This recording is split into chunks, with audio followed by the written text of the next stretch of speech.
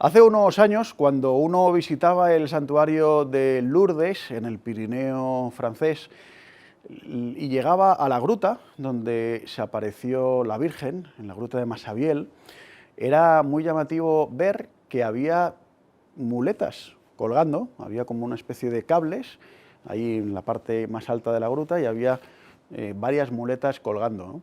Y una pregunta habitual de los que llegaban ahí por primera vez era ¿qué hacen ahí unas muletas colgando justo encima de la gruta de Massabielle en esos cables metálicos, ¿no? Y eran, digamos, exvotos, eran las muletas de aquellas personas que habían ido a la gruta de Lourdes con problemas de movilidad, inválidos, etcétera, y que habían salido curados de ahí. Y habían vuelto a la gruta de Lourdes para presentar su bastón, su muleta, etcétera, como testimonio de que habían sido sanados por la Virgen en la gruta, ¿no? Francia, que es un país, como saben, tremendamente laicista y combativo contra la fe en gran parte, y tremendamente racionalista, pues por supuesto todo esto lo desdeña, lo desprecia. Cree que estos son, bueno, pues cuentos para engañar a viejas o beatas o, en fin, todas estas cosas que muchas veces uno escucha por ahí, ¿no? Y también cree que, por supuesto, que los milagros no existen, que eso es mentira, que cómo van a existir los milagros, que eso todo lo puede demostrar la ciencia. Pero precisamente la ciencia lo que demuestra es que hay curaciones inexplicables. Y en la gruta de Lourdes, donde se apareció hace ya más de 100 años la Virgen María, se han dado muchas curaciones.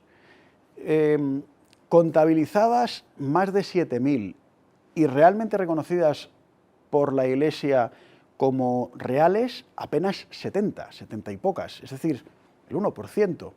¿Por qué es esto? Pues porque precisamente la Iglesia se toma muy en serio el tema de los milagros. Pero en Lourdes siguen ocurriendo milagros. Lo vamos a ver en este vídeo.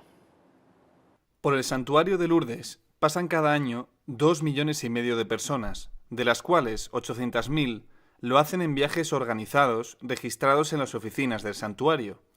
El resto llegan en coche o en tren por su cuenta, de forma no organizada. Hace unos 10 años estas cifras eran el doble. Aún así, siguen siendo multitudes. En este valle, en las llanuras de Bigorre, a los pies del lado francés del macizo del Monte Perdido, viven unas 15.000 personas, volcadas en el turismo religioso. La Oficina Médica de Lourdes, desde 1905, ha registrado más de 7.000 curaciones médicamente inexplicables, pero solo 70 han sido declaradas por la Iglesia como milagros. «Yo soy la Inmaculada Concepción», dijo en dialecto occitano la dama que se aparecía a la pequeña Santa Bernadette en 1868. Y las curaciones de enfermos lo ratificaron. La oficina para reconocer curaciones se estableció ya en 1883, 15 años después de las apariciones. ¿Cómo trabaja hoy la Oficina Médica de Lourdes? Ha dado algunos datos el doctor Alessandro de Francisis, que desde hace 11 años está al frente de la Oficina de Constataciones Médicas y también de la Asociación Médica Internacional de Lourdes. Además, desde que tenía 17 años, ha sido voluntario en peregrinaciones a Lourdes. Hace bromas hablando de su experiencia a The Record, una revista australiana. «Soy el único doctor al que la gente en realidad no necesita, porque vienen a mí cuando ya están curados», bromea. Efectivamente, la gente acude a él a decir que se han sanado asombrosamente, pero eso no basta para engrosar la lista de 7.000 curaciones inexplicables. Los casos son repasados por muchos médicos, de hecho, por una multitud que revisa lo que ha sucedido con sus pacientes y con otros. En 2019 recibimos más de 4.000 profesionales médicos que pasaron un tiempo en Lourdes y nos informaron que estaban dispuestos a colaborar en el estudio, debate y enmiendas de informes de supuestas curaciones. Con este método colegial hemos estudiado unos 7.500 casos desde la fundación de la oficina, usando desde 1905 el mismo método que la Congregación para la Causa de los Santos, explica de Francisis. Estos criterios son 7 y se exige que se cumplan los 7. Primero, hay que saber de qué enfermedad se trataba. Es obligatorio tener un diagnóstico seguro. Segundo, la prognosis, es decir, la evolución que cabía esperar, era grave. No se recogen casos leves. Tercero, la cura debe haber sucedido de forma inesperada, sin signos premonitorios. Cuarto, la cura debe haber sido instantánea.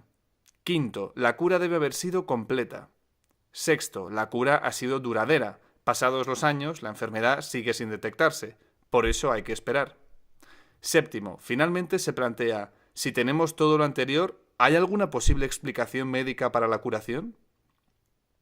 A continuación, es la autoridad eclesiástica la que tiene que comprobar que hubo un recurso a la fe, que el enfermo acudió al santuario y realizó alguna actividad de devoción o se encomendó a Dios y a la Virgen, se bañó en las piscinas, usó agua de Lourdes, etc. La frase regresión espontánea de enfermedad severa no es una explicación médica, más bien es la forma médica de decir que no hay explicación médica, y es lo que se busca como séptimo criterio. Pero es muy difícil reunir los 7. En algunos casos encontramos explicaciones como con la enorme cantidad de gente que viene declarando que se ha curado de cáncer y luego vemos que realizaron tratamientos de inmunoterapia, quimioterapia, radioterapia, etc., señala de Francisis. Pero hay otros casos en los que podemos definir la cura como inexplicable según el conocimiento médico actual, básicamente lo que llamamos en medicina académica regresión espontánea de enfermedad severa, cuando tenemos certeza de que la persona ha estado enferma de una enfermedad conocida y ha sido curada de una forma que no podemos explicar, añade el médico. Eso no significa que todas las demás curaciones y sanaciones que tienen lugar no puedan ser milagros, pero para que una sanación se declare oficialmente milagrosa, toda posible explicación científica debe haberse excluido, detalla. En la época de las apariciones, el obispo aprobó 7 curaciones como milagrosas.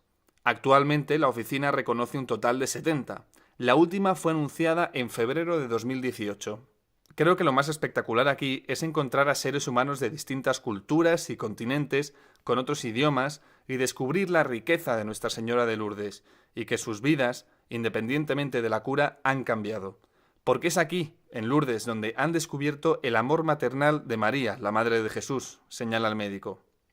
En mi experiencia, de alguna manera, olvidamos en la Iglesia la poderosa mediación que Jesús puede dar y la importancia de sacramentos como la unción de los enfermos, así que creo que Lourdes aún tiene mucho que enseñar y puede seguir siendo un lugar en que los peregrinos enfermos se sientan bienvenidos, como invitados de honor, añade.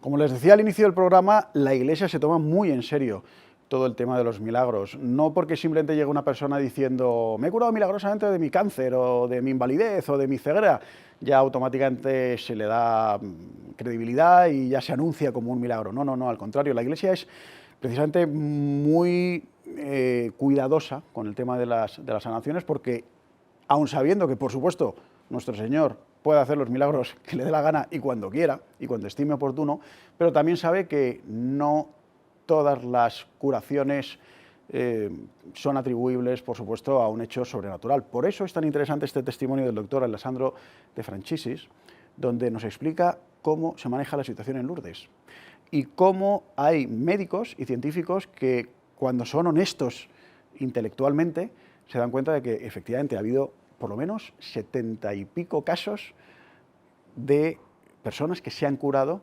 milagrosamente, que no se sabe cómo desapareció el tumor, sin ningún tipo de explicación, sin radiografía, sin nada, absolutamente se curaron milagrosamente. Esto nos lleva a hacer pensar que el Señor está vivo, el Señor sigue, el Señor nos sigue cuidando, el Señor sigue sanando, no solamente a nivel físico, sino también sobre todo a nivel espiritual, porque probablemente las sanaciones o las curaciones milagrosas más importantes que se dan en la Gruta de Lourdes son precisamente esas, las espirituales, las que no se pueden medir, las que no se pueden tocar, las que no se pueden contabilizar, pero que uno sabe que han ocurrido. Y al final, contra el testimonio personal de uno, no hay otro tipo de argumentos que valgan. Si no han estado en Lourdes, desde luego se lo recomiendo.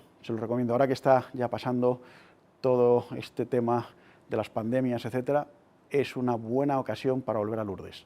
Les espero en el próximo programa de Documentos EWTN.